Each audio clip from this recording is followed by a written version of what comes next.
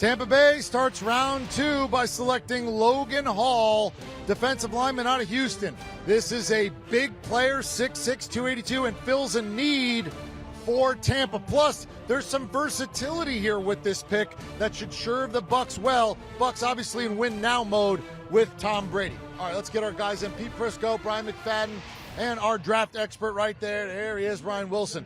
Pete, you thought Logan Hall would be the pick here for Tampa. Good pick?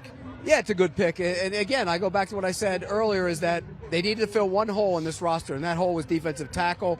They're built to win right now, so go fill it. They filled it with a guy who's a really good player, so this makes a lot of sense for Tampa Bay. Great compliment for Vita Vea because he's not that type of player. Yeah. He's a little quicker, and obviously not quite as strong.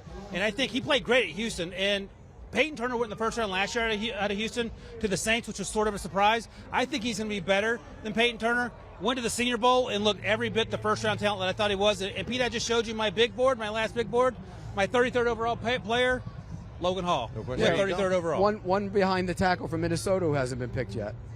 Well, there you go. So we have Logan Hall, fits a need for that defense in Tampa, and that's how we kick off round 2.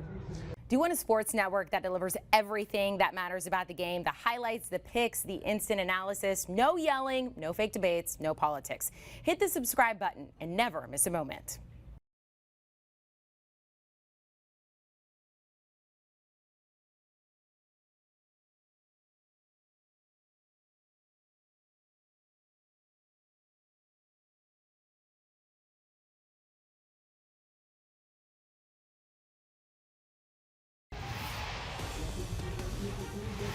With the third pick of round 2, number 35 overall, Roger McCreary goes to the Tennessee Titans, cornerback out of Auburn. This is an SEC kid that has faced stiff competition and held up. This was a first-team All-American. This is a productive player that now goes to the Tennessee Titans. So, Brian McFadden, yes, sir. You played this position. You see this kid, there's a lot there. You were a big school kid at Florida State who played competition that was A+. He played A+ competition. What do you see here? A lot of confidence. A guy that believes in his ability. He's been able to see some of the best wide receivers in college football year in and year out. Just last year alone, he saw Treylon Burks. He saw Johan Dotson. He saw John Mechie. He saw Jamison Williams and held his own. Jamison said he was the best cornerback he's seen. That's high praise coming from one of the more And he explosive. said it about an Auburn kid as an Alabama receiver. Exactly.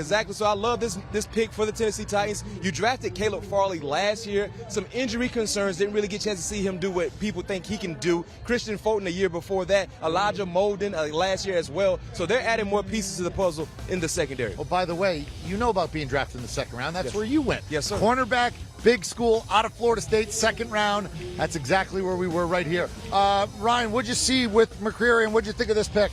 He was my cornerback 5. I loved it. We talked about it earlier today that maybe the Titans would want an offensive lineman here. Clearly there was no offensive lineman they liked, so they instead went with McCreary. The issue with him is he only weighed about 189 at the Senior Bowl, and he has short arms. Now, you know, in terms of being a long corner like a Keir Elam, for example, he's not that guy. But, Mac, you talked about it. Every single week in the SEC, he was going to get some of the best players in college football, and every single week he was winning. That translates. It's not questions about whether he's playing against lesser competition, because he's playing against the best of the best. I love this pick here for the Titans. They need to get better on defense in the secondary. They'll have to find the offensive lineman later. Yeah, quickly is they're admitting mistakes on their other corner picks. Is that what they're doing here? Essentially, that's what you're doing. You can't have enough corners, though, right? Yeah, but they have 3 they drafted in the last couple in the high rounds in the last couple of years, and now you're drafting another one. I would have gone offensive line here. All right, so you like the player, but not the position that they drafted. He's a feisty corner. Fair enough. Tennessee gets a corner out of Auburn. Do you want a sports network that delivers everything that matters about the game? The highlights, the picks, the instant analysis, no yelling, no fake debates, no politics. Hit the subscribe button and never miss a moment.